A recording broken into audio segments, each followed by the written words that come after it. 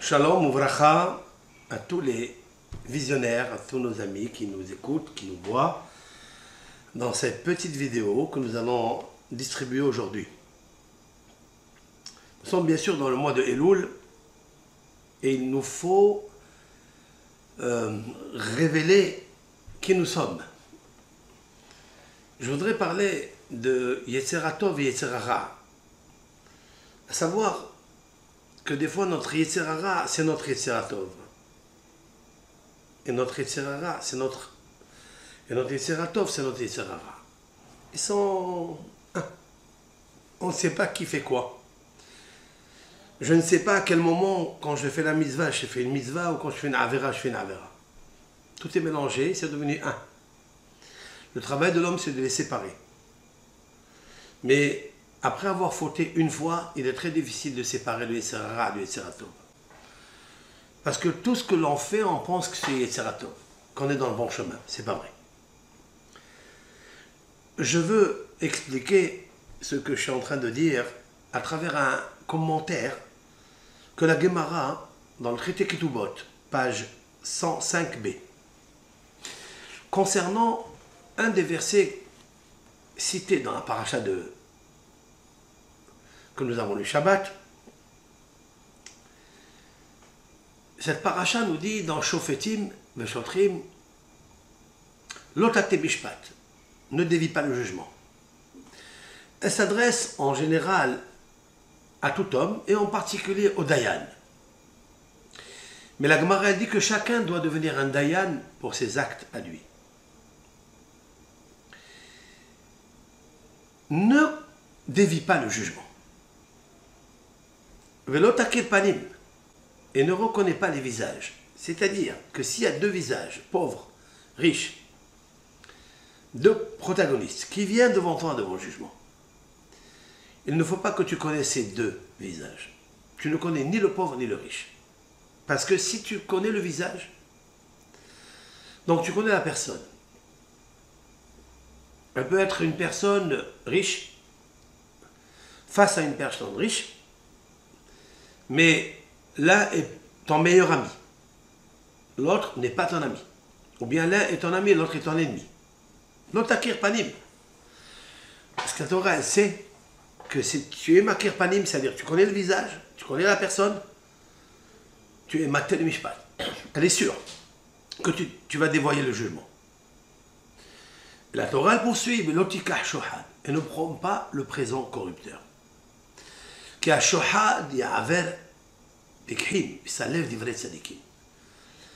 le présent, il abîme tes yeux du cerveau et il te penche le cœur vers le dévoiement de la halakha.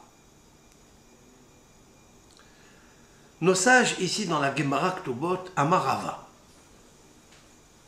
Maïta'ama de shohada.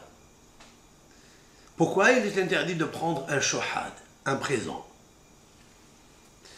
Kevan de Kabil les réponses. Lorsque le Dayan ou une autre personne concernant d'autres événements, d'autres situations, lorsqu'il prend le shohad,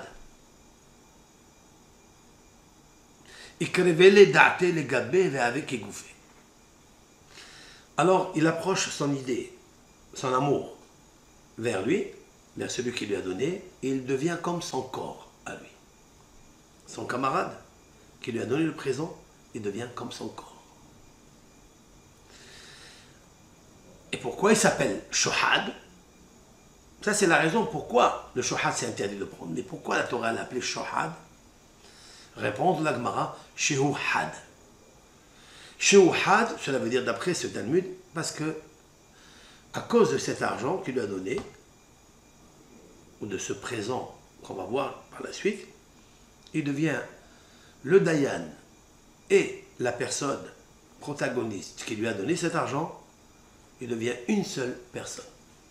Donc il vient expliquer pourquoi il se rapproche à lui et il devient un seul corps. Voilà ce que la Gemara nous dit ici. J'ai trouvé un kliakar très intéressant. Le kliakar est le vase précieux un des grands et célèbres commentateurs de la Torah, Rabbi Ephraim Shlomo de Donchiz. Il dit la chose suivante. Il pose une question sur ce que dit Rava. Pourquoi le shohad, il s'appelle had? Parce que le dayan et la personne qui lui a donné devient un. Il dit alors, pourquoi on l'appelle shohad? Il dit a priori, shohad, ça revient sur l'argent, sur le présent. Ça ne revient pas sur les êtres humains. A priori. Et le Rav vient nous dire, est-ce que parce qu'il a provoqué que le propriétaire et le dayan est devenu une personne, cet argent s'appelle shohad? Vous avez compris la question. C'est vrai que le shohad, cet argent, a amené le dayan et la tierce personne à une seule personne. Parce qu'ils se sont rapprochés, ils se sont aimés à cause de ça, de l'argent. Mais ça n'est pas pour cela que le shohad s'appelle les hommes, parce qu'ils sont devenus un. Parce que l'argent s'appelle le shohad. Et le Rav d'expliquer autre chose. Je vous lis.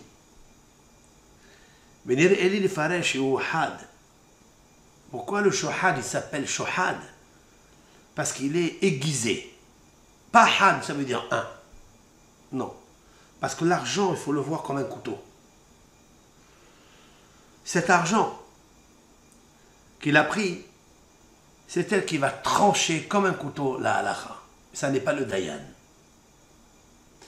Un dayan qui a reçu le mammon, qui a reçu des pots de vin, il a perdu le divin. Vous savez pourquoi on les appelle des pots de vin?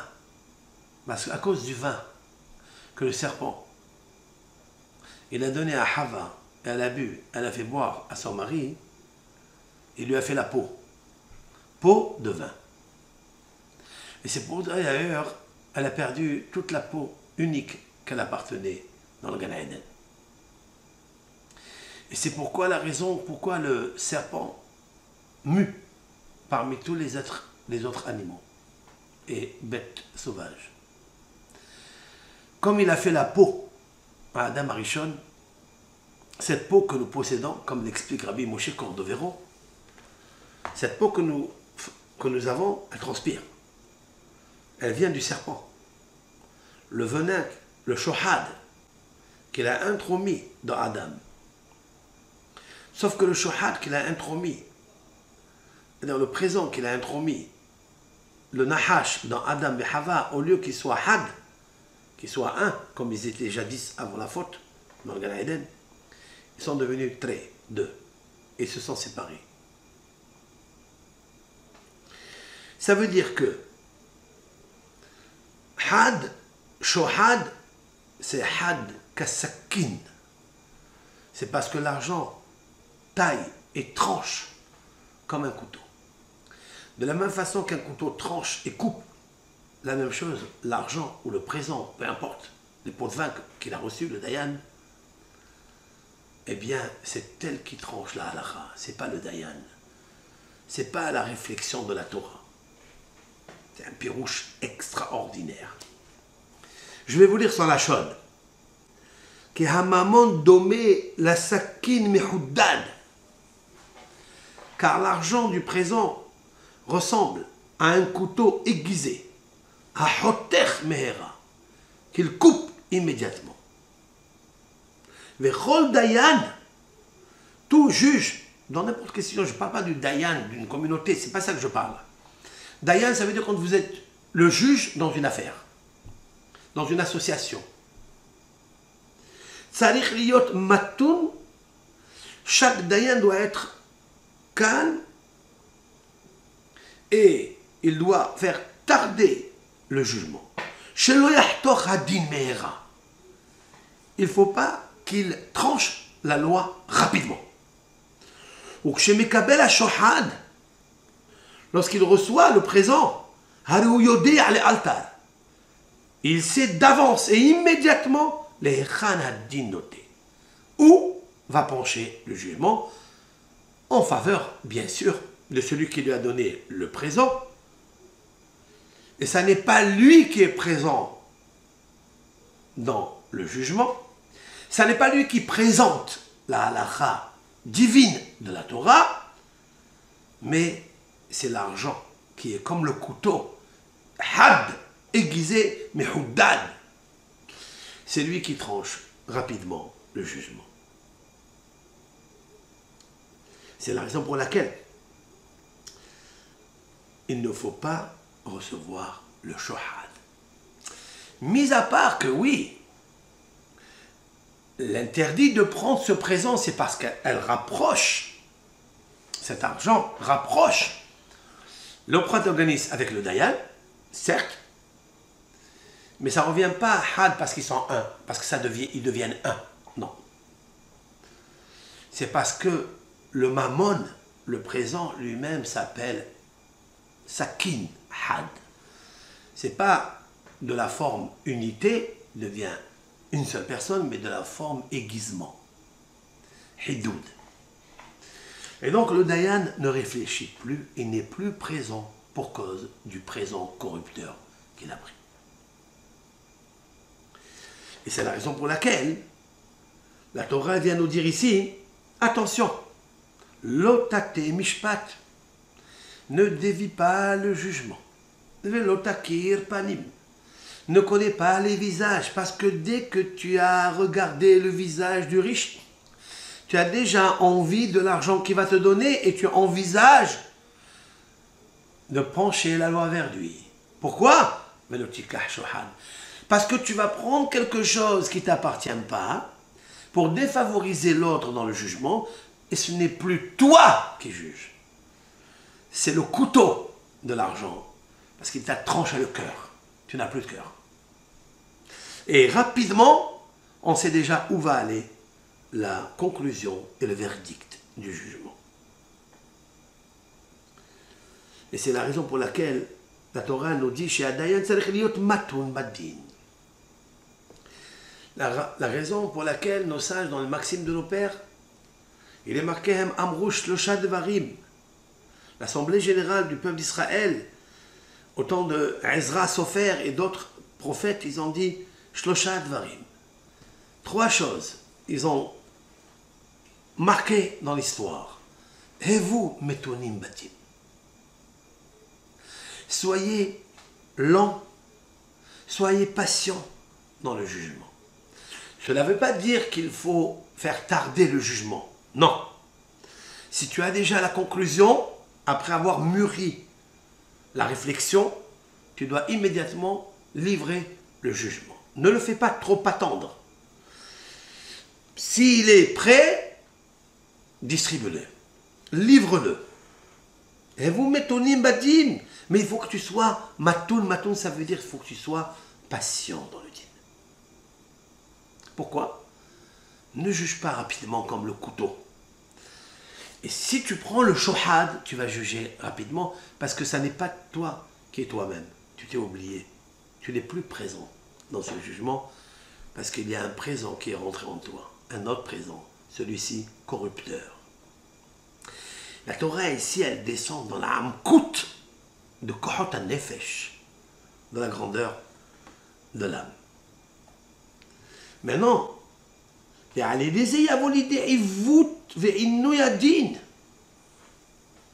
dit lorsqu'un homme il n'est pas patient parce qu'il a reçu le shohad, à ce moment-là il a torpillé le jugement. Et quelquefois, lorsque le protagoniste s'est rendu compte, le dayan n'a que une seule chose, à retarder le jugement. On appelle ça faire souffrir le jugement. Et nous, il y a din. La Torah elle nous dit attention, attention, tzedek, tzedek, tirdof. Les fichiers à Navi, ma'ashim et Israël, be'omro, tzedek yalinba. Tzedek, tzedek, tirdof, lorsque tu as le jugement, dis-le de suite. N'attends pas. Pourquoi? Parce que le prophète va accuser le peuple d'Israël, enfin les juges d'Israël, où il est marqué à Jérusalem, la justice dormait là-bas. Ça veut dire, il faisait dormir la justice.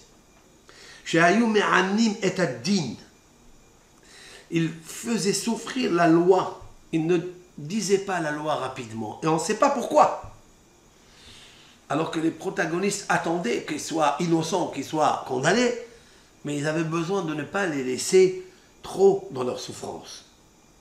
Donc faire souffrir envers Akadosh Baruch Hu et la Shekhinah. Et le Rav de dire quelque chose d'extraordinaire en deuxième explication. Shohad, chez Had. Qu'est-ce que ça veut dire Had? Il est aiguisé comme le couteau. Pas Had, il est un, le protagoniste avec le Dayan. Non. Ça c'est Rava qui a dit cela. Mais lui il dit non, Had ça veut dire il est aiguisé. Comme une épée qui coupe. Et qu'est-ce que ça veut dire? Nos sages ont dit dans les maximes de nos pères.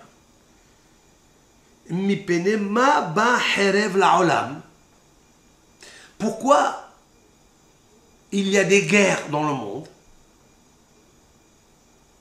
Bonne question. On ne sait pas quelle est la raison.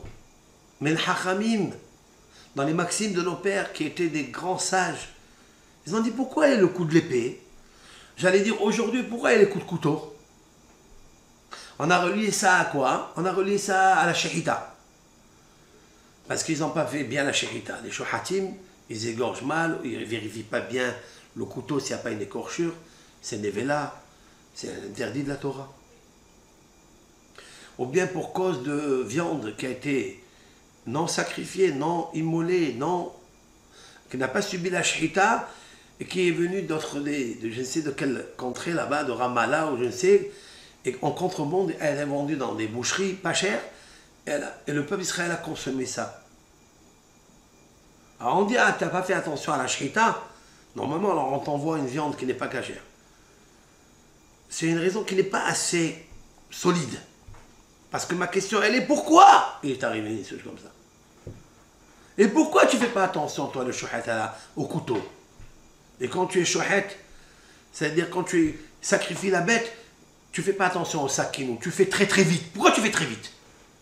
Alors qu'il faut faire ce qu'on appelle olacha veova'a, amener le couteau gentiment, matoun, et le ramener gentiment, pas faire très vite.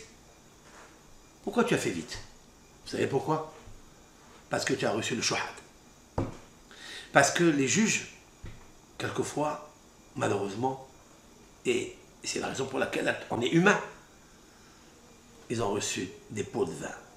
Peut-être pas des pots de vin, argent ou d'autres services matériels. Même avec la parole.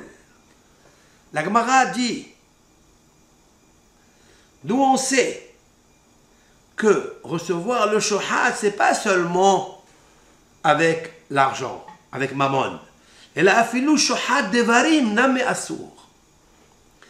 Si par exemple, un jour, tu as rencontré une personne et tu avais besoin qu'on te lève le fardeau que tu ne pouvais pas lever, lourd, et une personne, elle vient d'elle-même, elle te dit, Rav, je vais te prendre avec toi. Je vais te prendre le panier. Je vais t'apporter une lettre, je vais t'apporter des livres. Tu lui dis, quel est ton salaire pour ça?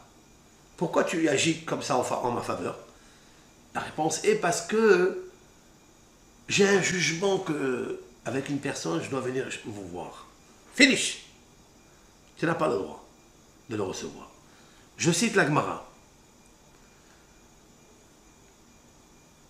La Gemara dit, le shohad lotikah, ne prends pas le présent. Et non sarich lomar, shohad mamon. Je n'ai pas besoin de dire seulement le présent qui concerne l'argent, les moyens financiers, des moyens matériels. Et la afil ou shohad devarim name assour. Même un présent, une bonne parole, ça aussi c'est interdit. D'où je le sais? Midelaktiv betza lotika.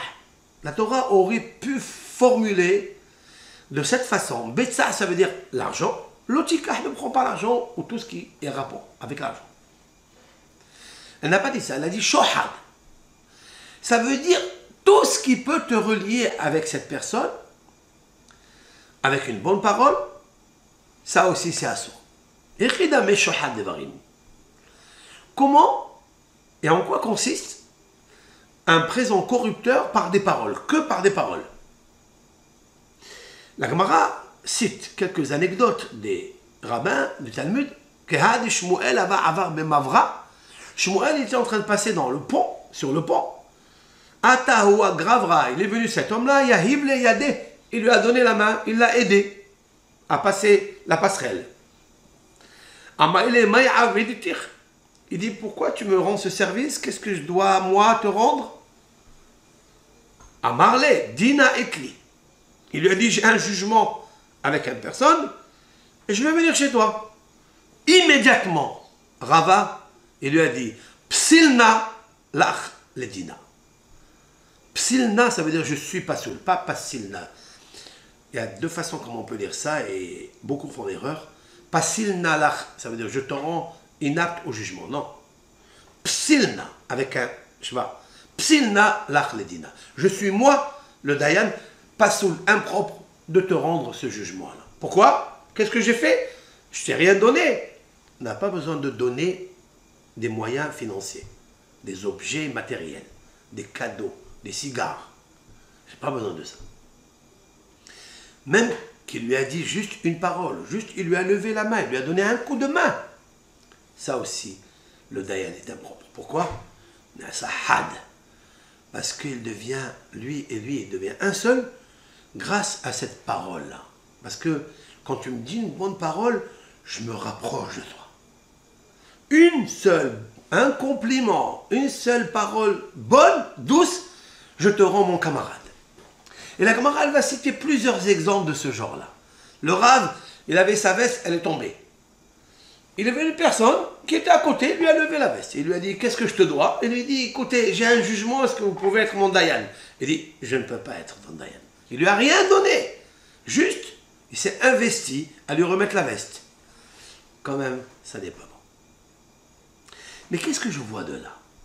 Que même une petite parole douce, un compliment, le Dayan qui est un juge, qui est Chacham Batorah, il devient complice, comme un seul corps avec celui qui lui a dit ça. Je profite de ça pour le couple. Vous savez, des fois, on est séparés. L'homme, la femme, malheureusement, ils sont séparés. Ils ne se parlent plus. Juste une parole. Une bonne parole. Tu ne lui donnes rien. Rien qu'une petite parole douce. Il devient had, il devient had. On le voit de là. Si déjà le Dayan, qui est un corps étranger, un homme étranger, qui est censé connaître la loi de la Torah et avoir la peur de Hachem, parce que c'est Hachem qui fait le jugement. Comme il est marqué dans les psaumes, Elohim nitzav ba'adat el. Elohim, c'est-à-dire la justice de Hachem, c'est elle qui est présente dans la communauté des Dayanim. Donc il est là, Kalimoku, tu ne peux pas lui mentir. C'est lui qui fait le jugement. Et toi, avec toute ta chokma, toute ta Torah, ta yirat shamayim, comme même la Torah, tu ne reçois même pas une parole de celui qui va venir un jour te demander un jugement. Pourquoi? Parce que cette parole-là, elle te rapproche à lui, elle te rend comme un seul corps. Ça, c'est un homme étranger. A fortiori, à plus forte raison. Toi et ta femme qui sont déjà un premier corps, à l'origine. Que même si tu ne sais pas, tu peux ramener le faisceau lumineux, le vaisseau spatial, tu peux le ramener avec une seule parole douce. Et tu ne le fais pas. Ça, pourquoi? Parce que, malheureusement, le shohad, had, il est had kasakin. Parce qu'un jour, tu as dit une parole mauvaise qui coupe et qui tranche rapidement le divorce, la séparation. C'est ça, shohad lotika.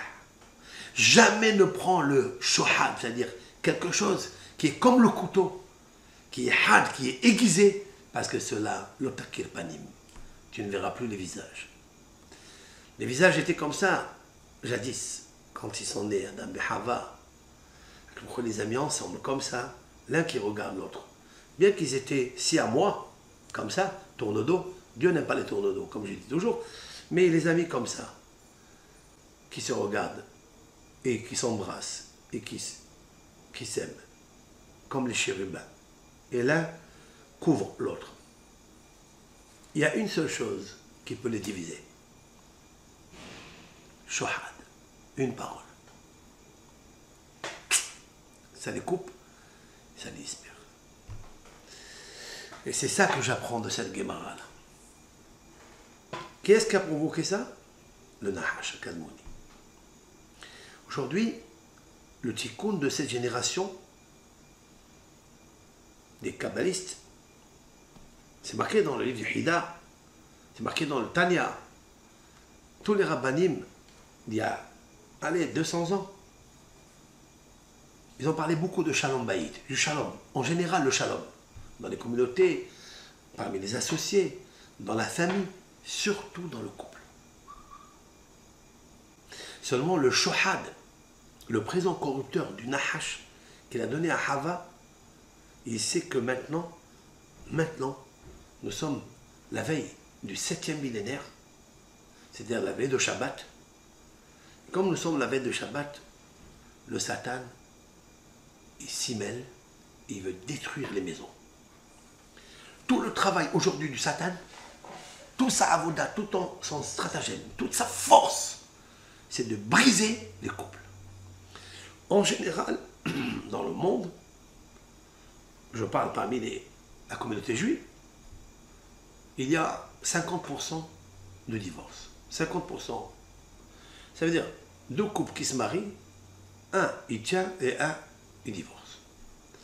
En RS Israël en particulier, même c'est RS Israël, d'après les avocats, d'après ce que j'ai entendu, les statistiques, il y avait jusqu'à là, il y a 4-5 ans, 30% de divorce. Il y a pas mal, 70 de couples qui tiennent la route et 30% de divorce. Mais aujourd'hui, il y a 33% de divorce. On est en train de partir. Mais qu'est-ce qui se passe? C'est que le Satan, il sait que c'est la veille de Yom HaShevi'ah. C'est-à-dire la veille de l'avènement messianique. Et comme à propos de l'avènement messianique, il est marqué Manavu aleharim raglim bevaser mashmi'a shalom mashmi'a yeshua. Le Mashiach arrive. Et qui va annoncer qu'il arrive, c'est Eliyahu Hanavi. Et Eliyahu Hanavi, il a le nom du shalom, de la paix. Eliyahu Hanavi, c'est Pinhas. Pinhas, Hineni Mevi, Hineni Notello et Beriti Shalom. Et comme Eliyahu Hanavi, Hine Anochi Sholech Lachem et Eliyahu Hanavi, voici je vais vous envoyer. Eliyahu Hanavi, Veheshiv lev avot al banim velev banim al avotam. Il va ramener la paix entre les parents et les enfants. Il va réitérer l'amour du père, le cœur du père avec le cœur du fils. Donc c'est le shalom absolu. Et surtout, pour relier le père et le fils, il faut relier la mère parce que c'est là où tout est le problème. L'un, il essaie de consoler, l'autre, il essaie d'être dur. Le Satan, il s'y mêle pour briser les couples. D'ailleurs, combien c'est vrai ça? J'apporte une preuve de la Gemara dans Shabbat. La Gemara dans Shabbat dit, il y a 3 choses qu'un homme il doit dire à la rentrée du Shabbat. Et certaines, avez-vous fait le maaser pour qu'on puisse manger la récolte pendant Shabbat? Il faut prélever le maaser, la dîme. Avez-vous fait le maaser? Et certaines. Avez-vous fait le Eirouv lorsque ça tombe vendredi et après Shabbat? Donc d'après le jeudi, il faut préparer le Eirouv, c'est de préparer un plat pour qu'on puisse cuisiner du vendredi à Shabbat. Vendredi c'est Yom Tov. Et donc Shabbat vient après. On ne peut pas préparer de Yom Tov à Shabbat. Alors nos sages ont fait une takana, ont instauré un din, une chokma, de préparer à l'avance un plat qui va servir pour Yom Tov et en même temps pour Shabbat. Hadliku et aner. Mais là, il dira, là, allumez la bougie. Pourquoi il dit Hadliku et aner?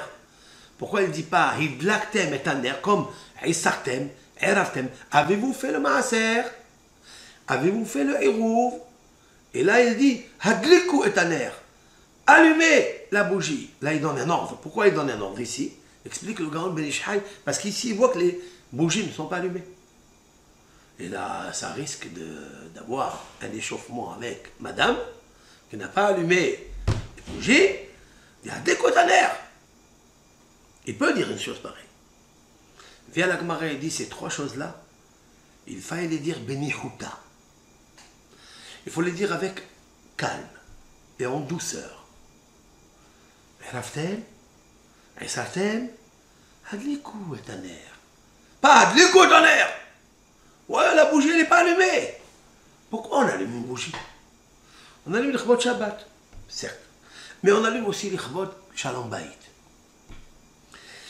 La veille de Shabbat, ça parle. Juste avant la Shkia, avant le coucher du soleil du 6e jour, va rentrer le Shabbat. C'est là où peuvent être perturbés et perturber le Shalom Bayit dans la maison. Et c'est là où il y a le Satan grandiose qui s'y mêle et qui essaie de tout faire pour qu'il y ait la guerre. Combien de couples se sont brisés, la brisure des vases, pour cause de cette lumière qui n'est pas allumée Shabbat, ou d'une table qui n'est pas bien posée, ou parce qu'il manque la tchouk-tchouka ou la salade, ou la prila, ou je ne sais pas quoi. Combien? Est-ce que c'est normal ça? En vérité, c'est pas normal. Mais même le couple lui-même, il ne sait pas ce qui lui arrive. Mais vous savez pourquoi? Parce qu'il y a le Satan qui est en feu. Il est un ange et il est très malin. C'est un roi qui est ancien, très très ancien, mais il est bête. C'est à toi de comprendre la sottise et la bêtise qu'il te propose. Mais comme l'homme ne réfléchit pas, comme l'homme il attend qu'on le serve, et qu'il a tout fait, il a fait tous les clignotes de Shabbat, il est allé, il s'est dérangé, il a transpiré, il a amené, et il voit que la lumière de Shabbat, et Shabbat pour lui c'est grandiose, c'est normal que c'est grandiose, mais pas pour autant d'allumer le feu. C'est la raison pour laquelle la Gemara dit il faut que ces trois paroles-là, même qu'elles sont très importantes, parce que si tu ne fais pas le maaser, tu ne vas rien manger. Et si tu ne manges pas Shabbat, il va y avoir la guerre. Et si tu ne fais pas le hérouv, tu ne peux pas cuire pour Shabbat. Alors comment tu vas faire? Il va y avoir la guerre. Si tu n'allumes pas la bougie qui vient pour réparer la faute d'Adam Arishon, encore pire, tu vas faire encore un empire de guerre. La Gemara dit il faut qu'ils les disent à voix basse, avec douceur. Pourquoi? Parce qu'il est marqué, il ne faut pas allumer le feu dans tous tes domaines.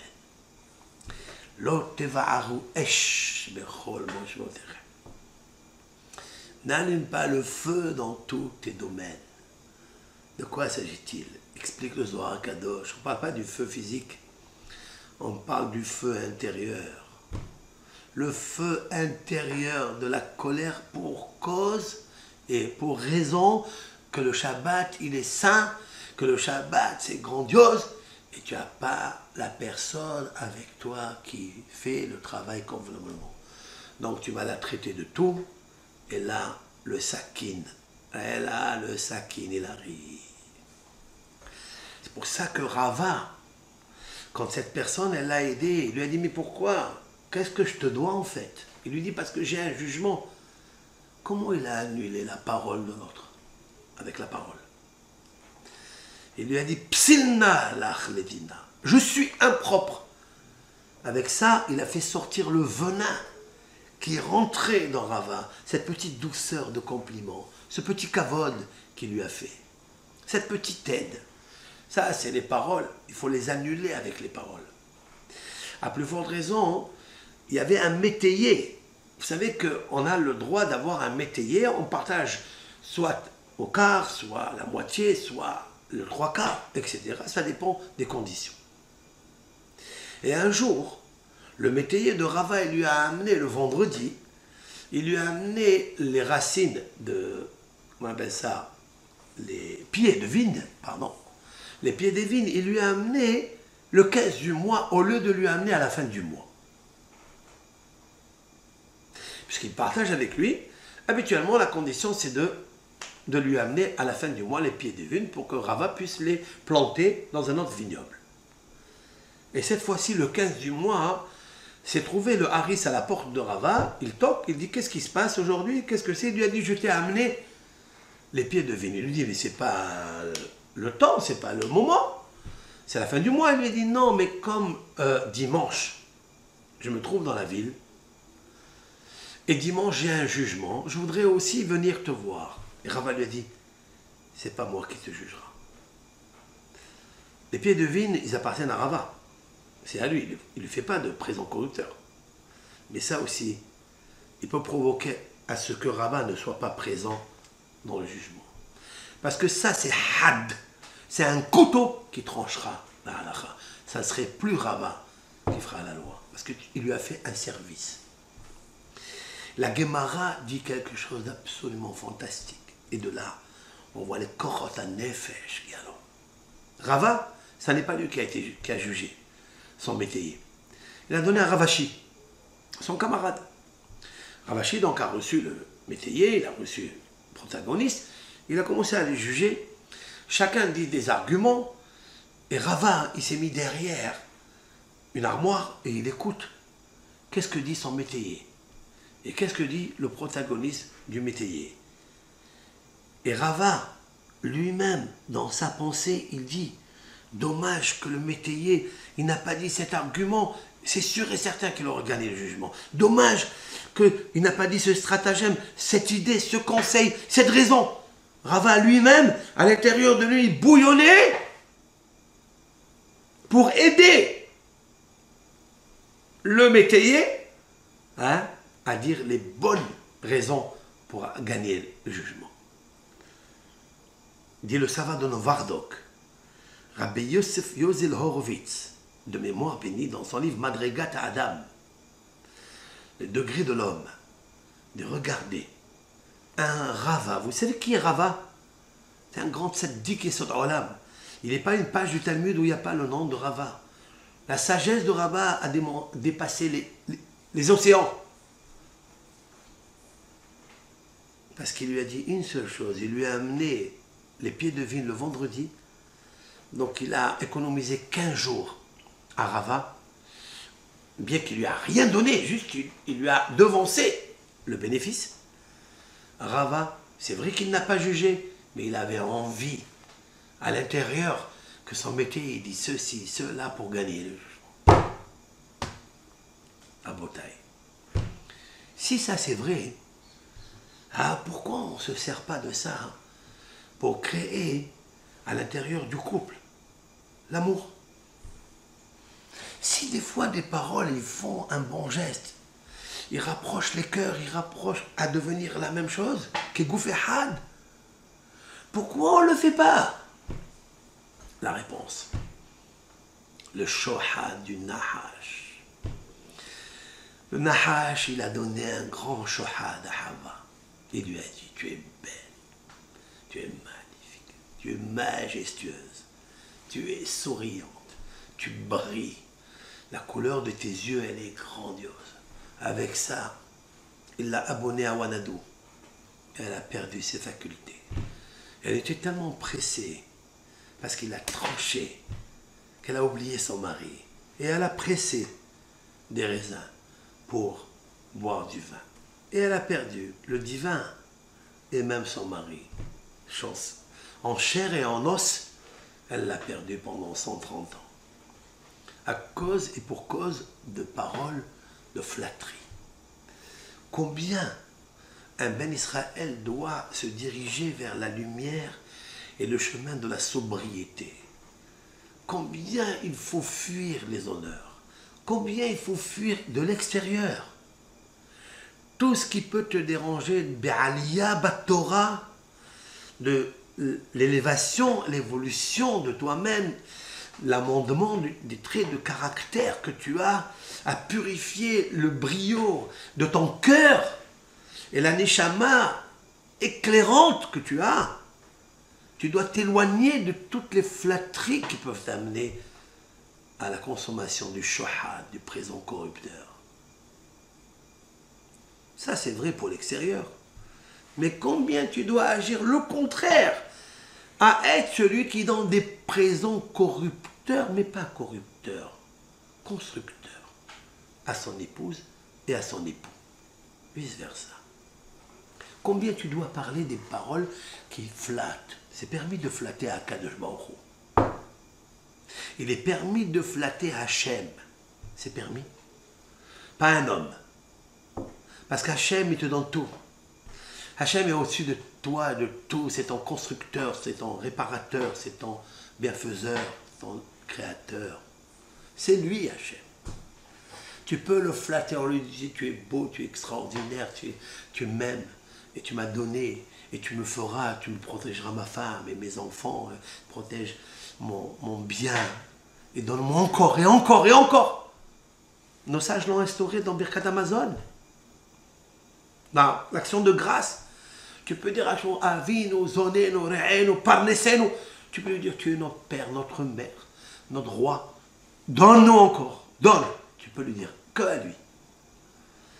Pourquoi tu ne dirais pas à celle qui représente, ou à celui qui représente un Kadosh, c'est-à-dire le couple, pourquoi tu ne lui diras pas, tu es beau, tu es magnifique, tu es bien, tu m'aides, tu m'as aidé, tu me fais ça, tu me laves le linge, tu m'achètes les bijoux, tu m'achètes ça. Pourquoi on ne dira pas ça?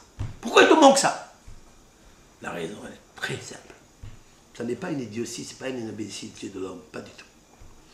C'est que le serpent, avec toutes ses forces, c'est maintenant qu'il agit. Nous sommes à la veille du 7e millénaire, poil à ligne. Et il veut tout faire pour ne pas qu'on arrive au chiffre 7. Pourquoi? Parce qu'en arrivant au chiffre 7, il est détruit. Les 7 têtes du serpent se détruisent. Parce que je vous ai déjà expliqué dans un cours que le serpent, c'est Nahash, et Nahash, c'est la valeur numérique 358 dans sa valeur numérique théosophique réduite. 3 et 5, ça fait 8. 8 et 8, 16. 1 et 6, 7. C'est le chiffre 7. C'est la matérialité. Le chiffre 7, il veut combattre les 6 jours. Quand il arrive le 6e jour et on rentre à la veille de Shabbat, c'est là où il se pose. Parce que quand tu vas au chiffre 7, tu lui prends toute sa valeur. Tu lui arraches les tentacules qu'il a. Les poisons qu'il a, tu lui enlèves. Tu lui coupes les pieds. Grâce à Shabbat. L'Ichbot Shabbat Kodesh. Tu chantes l'Ichbot Shabbat. Tu fais les tefilot de Shabbat. Tu étudies Shabbat. Tu fais les mitzvot. Tu parles avec tes enfants bien. Tu les rehausses. Alors tu lui coupes les 7 têtes. Il ne peut plus tenir. Surtout maintenant qu'on est en train de finir le 6e millénaire, il est en train de s'acharner. Et il veut mettre tout le paquet pour ne pas que tu... Il attaque qui? Il ne veut pas qu'on construise le Beth Amikdash. Il ne veut pas. Il ne veut pas que Tzion et Jérusalem y soient hommes et femmes. Hakadosh Baruch Hu, la Shekhinah réside parmi nous. Il ne veut pas. Comment? En détruisant le petit Mikdash, le petit sanctuaire, le couple. Il n'est pas dit dans le Talmud, Ish ve Isha shezachu shechina sheruya benehem. Il n'est pas dit qu'un homme et une femme qui méritent, qui s'aiment, shezachu, que chacun a compris la valeur de l'autre et que c'est pas l'amour en fait, c'est le respect. Grâce au respect, on tisse l'amour. Et je dirais que la condition, peut-être la définition de l'amour, c'est le respect. Ça n'est pas tous ceux qui aiment respectent, mais tous ceux qui respectent aiment. Alors, il sait que ça peut construire le Beth Amikdash. En construisant le petit couple, des petits chérubins qui étaient au-dessus de l'arche, garçon et fille. On sait très bien, il sait, le Yisra, le Satan, ou un Malchamavet, c'est lui l'ange de la mort. Il va combattre le peuple d'Israël par le couple, par la maison d'Israël. En rentrant, en dérangeant, en faisant des histoires. Et en mettant le feu, la colère dans le couple. La Haman Etzlan. Et on ne pourra pas réussir ce Beth Amikdash là, tant qu'il y a des mahloket dans le couple. Et c'est pour ça, et c'est la simple raison pourquoi il y a des divorces. Dans nos périodes, il n'y a jamais eu autant de nos ancêtres et de nos trisaïeuls des divorces comme il y a aujourd'hui. C'est normal. Parce que le Satan, il est grand. Il veut que le 6e millénaire ne se termine pas. Il veut briser avec un couteau très aiguisé et empoisonné. Il veut casser les couples, il veut les diviser ensemble. Alors que la Torah, elle a dit le contraire.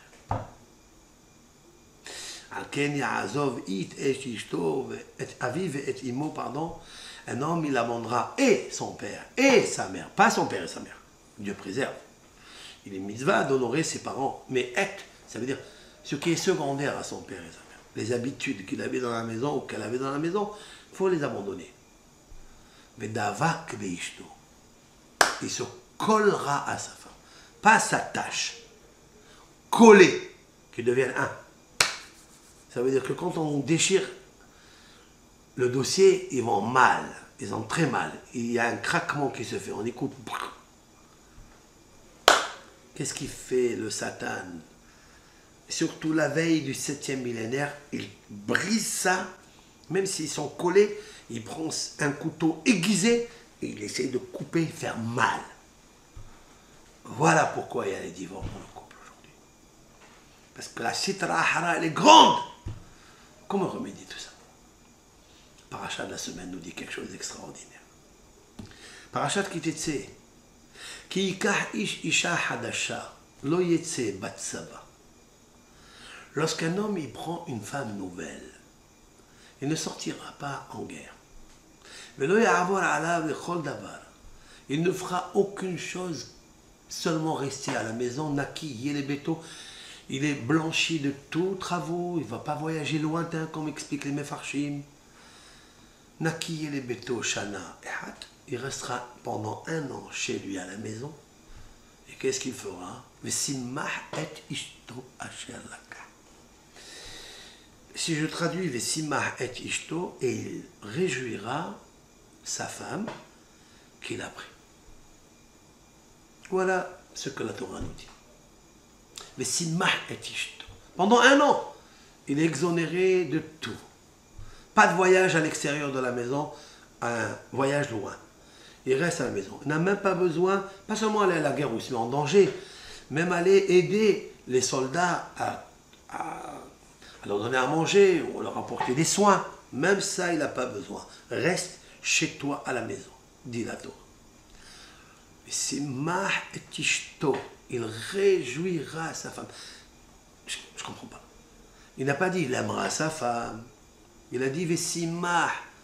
C'est-à-dire qu'il doit trouver les moyens, les mots, les cadeaux, la présence. Et Ishto avec sa femme, Asher Laka. Et la femme, elle fait quoi alors dans tout ça? Rien. La Torah, elle nous dit, si tu veux réussir la guerre, la voilà. Vesimach et Ishto Asher Laka. Rashi dit, Vesimach et Ishto, il réjouira sa femme. Comme a expliqué le Targum, Onkelos vehadeya itete. J'explique, hein?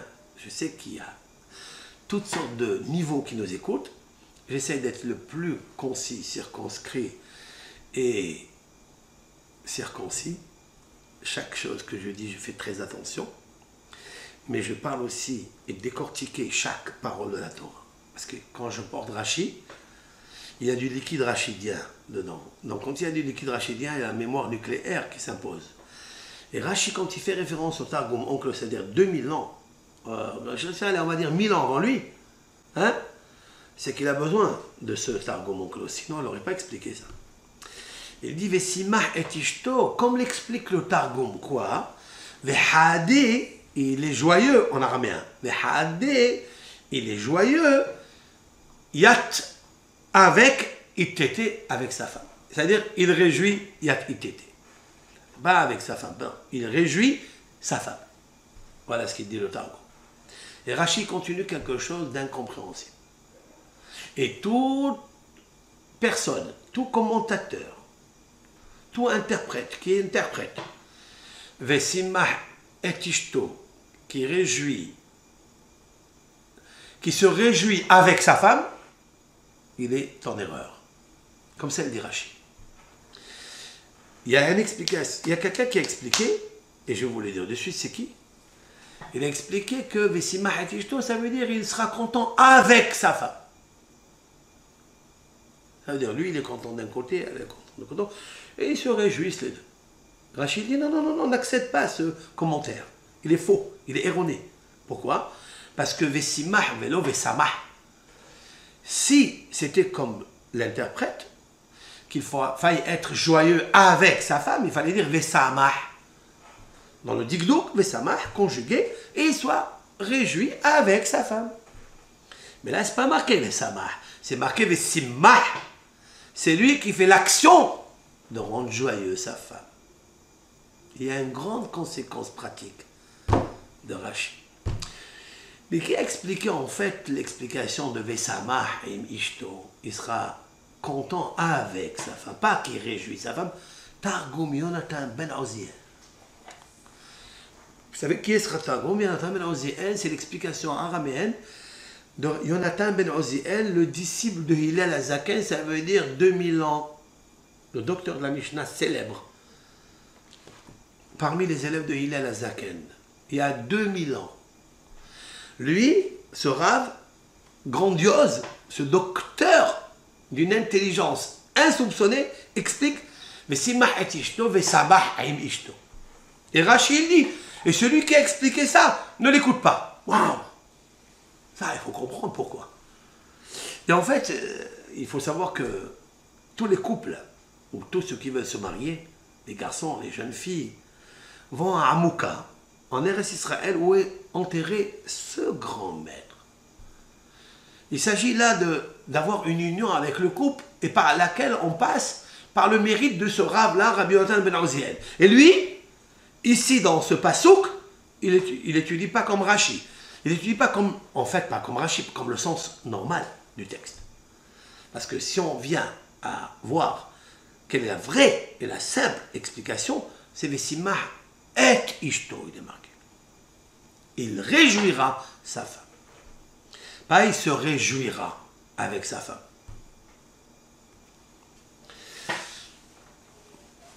Il nous faut expliquer, il nous faut comprendre. Alors je vais expliquer. Avec l'aide d'Hachem, il y a une grande conséquence pratique entre l'un et l'autre. Tout d'abord, je reviens sur le texte. Qu'est-ce qui est marqué? Ki ka'ish isha hadasha. Lorsqu'un homme, il prend une femme nouvelle. Qu'est-ce que ça veut dire? Est-ce qu'une femme nouvelle, ça veut dire qu'il avait une autre? Et celle-là, elle est nouvelle? Seulement avec celle-là, il n'ira pas à la guerre? Mais à la guerre, si on a peur qu'un homme il meure, parce qu'il a peur, il a l'effroi, il est timide, intérieurement il n'est pas fort, il n'a pas un cœur de lion, on lui dit, monsieur, reste chez toi. Mia'ish hayarev veracha levav, l'homme qui a peur de ses fautes, dit le Talmud, veracha levav, il a un cœur tendre, il n'ira pas à la guerre. Alors qu'est-ce que ça, voir quelqu'un qui se marie avec une nouvelle femme?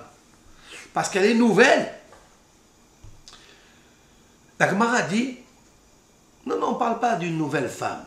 On parle d'une femme qui est nouvelle parce que, avec lui, elle est nouvelle. Autrement dit, une femme qui est veuve, qui a perdu son mari, Dieu préserve, ou une femme qui a divorcé, Dieu préserve, qui n'a pas été reprise par son mari, et lui, il a maintenant marié. Pour lui, elle est nouvelle. Cette femme-là, il doit la réjouir. C'est marqué dans le Talmud. Rachid dit, Vesimah et Ishto, il doit la réjouir. Voilà pourquoi c'est marqué Vesimah et Ishto. Mais si vous regardez dans le Targum, Yonatan ben Oziel, il dit autre chose. Si un homme il prend une femme nouvelle, cela veut dire Betula, vierge. Ça, c'est pas marqué dans le Talmud. Alors là, peut-être c'est différent. Bien sûr que le Targum Yonatan ben Oziel, il comprend que Vesimah, cela veut dire c'est lui qui fait réjouir. Mais Rabbi Yochanan ben Oziel, il a ajouté dans le cas où elle n'a pas besoin de lui pour être réjouie parce qu'elle est déjà vierge, elle a ses qualités propres. Et en quoi consiste quand elle est vierge, elle a des qualités propres? Elle s'appelle Hadasha. J'explique. Hadasha, ça veut dire c'est une nouvelle âme qui n'a pas été touchée.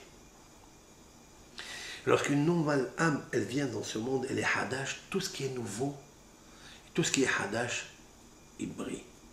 Il est sobre, il est lumineux, il est clair, il est joyeux, il est content. Alors c'est pas lui qui va la rendre joyeuse à elle, c'est elle qui va le rendre joyeux. C'est pour ça que le Targum il a dit, mais si et ishto, ça veut dire samah im ishto. Il va être content grâce à sa femme. Parce que cette femme-là, elle est nouvelle, c'est une Neshama grandiose, qui n'a jamais subi la réincarnation. Parce que si elle a subi la réincarnation, elle vient dans ce monde, elle va être veuve. Elle va être des fois divorcée. Mais même celle-là, quand tu la prends, dit la Torah, rends-la heureuse. Pourquoi il faut la rendre heureuse et tu dois faire tout le travail? C'est à toi qu'elle compte tout le travail de la rendre heureuse. Parce qu'elle a subi des affronts. Parce qu'elle a été divorcée, aujourd'hui elle est humiliée. Parce que son mari est mort, elle est restée qui a vivé imi azavuni, vachem et asfeni. Parce que mon père et ma mère m'ont quitté, mon mari m'a quitté, je suis restée seule. C'est Dieu qui m'accueille. C'est Dieu qui me prend dans ses bras. Alors, si Dieu il la prend dans ses bras, toi, renforce les bras de Dieu. Et dans lui, simah et ishto. Là, rends joyeuse ta femme. Parce qu'elle est triste, elle est meurtrie de toutes ces tragédies qu'elle a subies. Ça, c'est Rashi. Il n'y a pas de question sur Rabbi Yotam ben Uziel.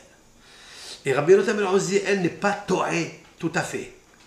Ici, Rashi, lui, quand il parle quand il prend Isha Hadasha, Rashi, il a expliqué Isha Hadasha. Il ne parle pas de vierge Betula. Non. Il parle, regardez bien, il parle de Gerusha, ou Almana. Une femme qui a divorcé avec un autre et qui a, ou bien qu'elle a perdu son mari. Pour lui, elle est Hadasha, elle est nouvelle. Certes, c'est vrai. Celle-là, c'est vrai qu'il faut la réjouir parce qu'elle est pauvre dans les compliments. Elle est seule, elle n'a pas de moyens. Alors toi, renforce-la. Hachem, il est avec toi. Qui a Amod Hachem les min evion. Il est écrit que l'Éternel, il se pose à la main, à la droite des pauvres. Une femme qui est divorcée, elle est pauvre. Elle est pauvre physiquement, elle est pauvre, elle n'a pas de quoi s'acheter ses habits. Elle n'a pas, si elle est almana encore plus, elle est veuve. Alors qui va l'aider? Toi, quand tu aides cette femme-là, quand tu es Mesameah, Akadosh Baruch Hu, il dit, tu es Naki. Naki, il est béto. Il te dit, monsieur, reste chez toi à la maison. Naki, pourquoi il a dit Naki? Nun, Kouf, Yud, ce Naki-là. Naki Menechassav. C'est un monsieur qui a eu un beau cadeau de Akadosh Baruch Hu. À toi de la réjouir. À toi de lui donner tous les sentiments d'amour, de respect, d'aide, d'entraide, surtout avec des mots. Naki le beto shanaïhan. Pendant 1 an, t'occupe de rien. Ne va pas travailler, ne fais rien. Reste là. Avec elle. Pendant 1 an. Mais j'ai qu'à faire. Ça veut dire, on demande à l'homme quelque chose qu'il ne peut pas. Déjà, 1 jour, 2 jours, tu es étouffé. Tu n'arrives plus. Tu vas avoir 1 an. C'est ça le travail. Le travail de l'homme, c'est quoi? Prends une femme, marie-toi, et fais des gosses. C'est ça? Non. Simah et tishto. Dans la plus grande mitzvah de la Torah, c'est la simha que tu n'as pas. Et on te dit, va te débrouiller, pas pour toi, pour elle. Alors, Naki et les bétos.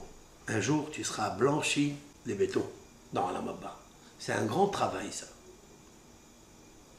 Mais tu n'as que Isha Hadasha.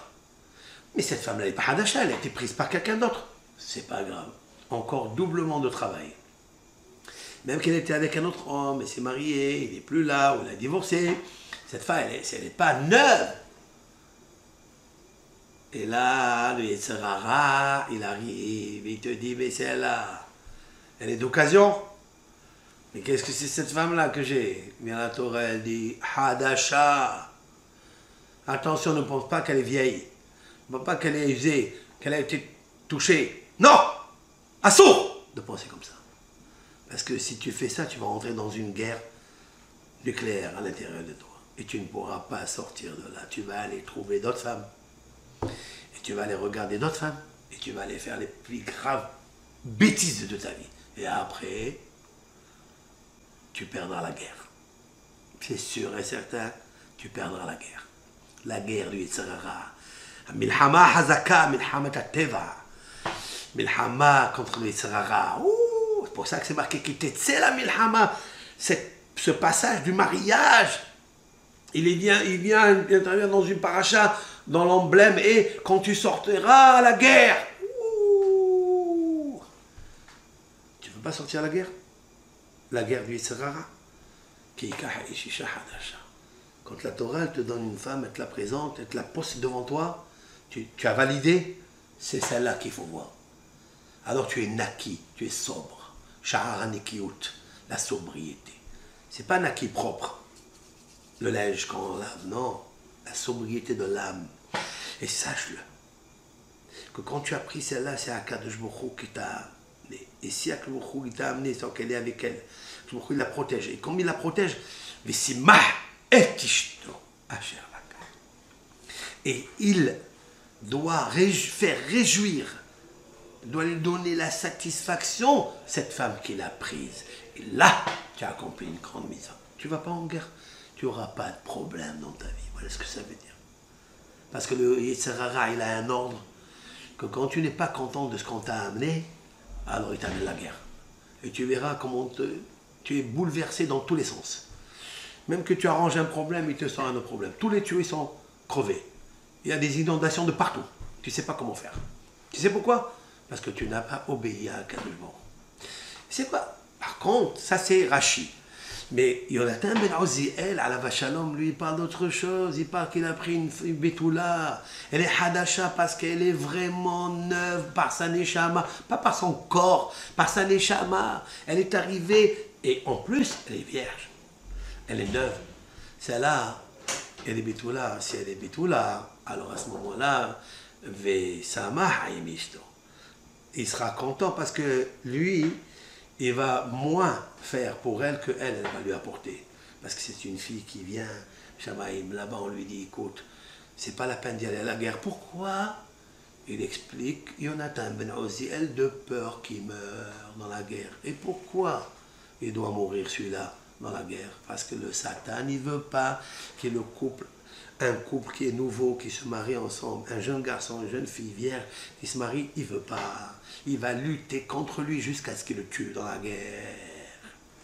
Et là, Akadosh Baruch Hu a dit, stop! Pendant 1 an, reste avec elle. Maintenant, comment on fait la joie? Comment on rend joyeux l'autre? La réponse est dans le mot Vesimah. Il réjouira l'autre. Dans le mot Simah, il y a Shin Mem Het. Shin, c'est le shoresh, c'est-à-dire la racine, comme un arbre. Une femme, c'est comme un arbre, c'est comme une plante. Ça dépend de ce que vous voulez. Vous voulez la vigne, bonté divine. Vous voulez la pomme, ne tombez pas dans les pommes, surtout. Alors à ce moment-là, si tu as un bel arbre, magnifique, majestueux, somptueux, vous voyez, même s'il est beau, il est vivant, il peut mourir. Qu'est-ce qu'il lui faut? De l'eau, maïm. Il faut arroser, donner maïm, étancher la soif. Quand vous avez soif, vous buvez, il faut étendre la soif de l'eau. Dans lui, de l'eau. Et la troisième chose, c'est que si vous prenez cet arbre, il n'est pas à l'extérieur, il n'est pas aéré, il n'est pas éclairé par le soleil, par l'air, il meurt. À ce moment-là, vous prenez ce pot de fleurs, ouais, et vous le mettez dans le halon. Halon, ça veut dire la fenêtre, la lumière aérée, et vous arrosez tous les matins tout petit peu ce qu'il lui faut. Parce que si vous ne faites pas ça, l'aération et la lumière, il meurt. Même si c'est un arbre de taille, vous verrez que sa vie, elle se taille. Et même que vous le taillez toute la journée, il meurt. Parce qu'il manque d'eau et il manque d'aération. Très bien. Ça, c'est le mot Vesimah. Voilà comment on va réjouir. Maintenant, en quoi consiste l'aération? Alors, nous avons dit par le maïm. C'est quoi maïm? Maïm, c'est la transparence. Maïm, c'est l'eau. Maïm, c'est la vie. C'est de donner à cet arbre de l'eau. C'est de lui dire quelques mots. de lui dire à cet arbre, à cette femme-là, si elle veut garder ses feuilles, ses branches, elle veut augmenter encore, résister, renforcer les racines et donner des fruits, des beaux gens, des fleurs et des fruits magnifiques, donne-lui de l'eau. Aère-la. Comment on aère une femme? Mais c'est mahdish. En la faisant réjouir. Faites tous les stratagèmes, trouve-les pour la rendre. Donne-lui le shouhad, donne-lui le présent, constructeur, pas destructeur, pas corrupteur, constructeur. Un homme, s'il fait ça, Naki, il est béto, c'est sûr et certain qu'il sera blanchi pour aller à les béto. Béto, c'est la maison dans la Maba. Mais avant, à la Maba, il y a la Mazé, Bet Amikdash. Mais comme j'ai dit, quand il manque ces trois choses-là, le Satan, il fait tout en sorte pour ridiculariser l'homme, le culpabiliser. Tu fais pas assez, tu m'as rien fait, tu m'as rien dit, tu me fais plus. Et surtout que la femme, elle oublie. Elle a tendance à oublier beaucoup. Tu lui amènes un cadeau, 2 semaines après, elle dit, tu m'as rien amené. Ça fait 30 ans qu'on est mariés, tu m'as rien donné. C'est comme ça. Et est-ce que c'est normal qu'elle dise une chose pareille? Non, pas normal. Le Satan, la Sitra Hara, elle fait tout pour dégoûter, tout pour casser le couple. Parce qu'il est proche de la grande lumière. La lumière du 7e millénaire. Le 7e millénaire, c'est Hashamaim, c'est les cieux, le Toar, la beauté du ciel qui va éclater et la révérence qui va s'agrandir dans le monde et la Gilou Shrina, ça veut dire la révélation de la Shrina va tellement être grandiose qu'on va sentir Akadosh Baruch Hu, on va le voir. Pas le voir physiquement, il n'y a pas de physique, mais le voir dans son sens le plus profond, le plus sobre, parce que son corps, il va être en attache avec miséricorde, Hachem. Sans les cordes, sans aucune corde. Il va être attaché à Akadosh Baruch Hu. Et c'est ça le travail du Elul, dans le signe zodiacal Bitula, qui Kah Ish Isha Hadasha. Un homme, il peut prendre le mois de Elul, qui est le signe zodiacal de Bitula, Isha Hadasha, une femme nouvelle, vierge.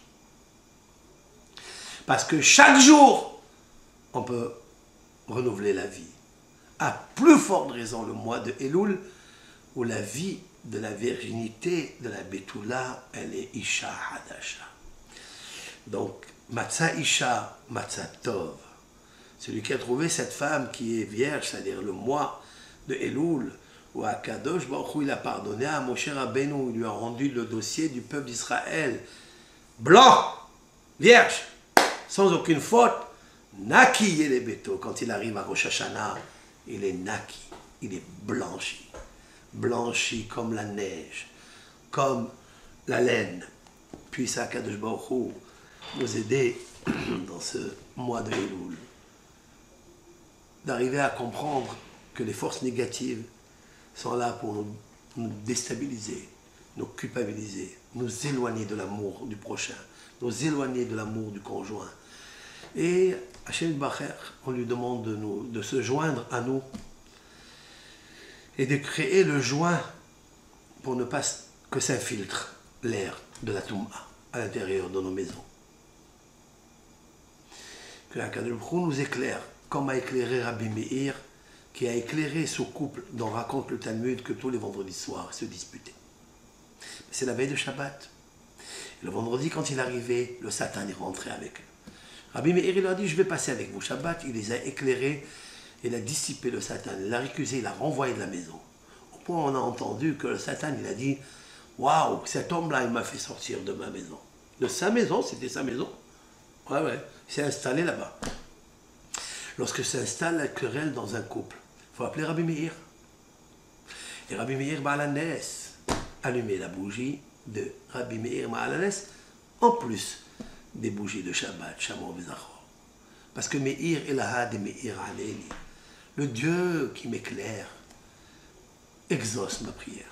Que tous les Shabbats, ça soit bon, ça soit tranquille, benahat, apaisant. Même si on a des petits repas, c'est pas grave, c'est pas les repas qui font tout.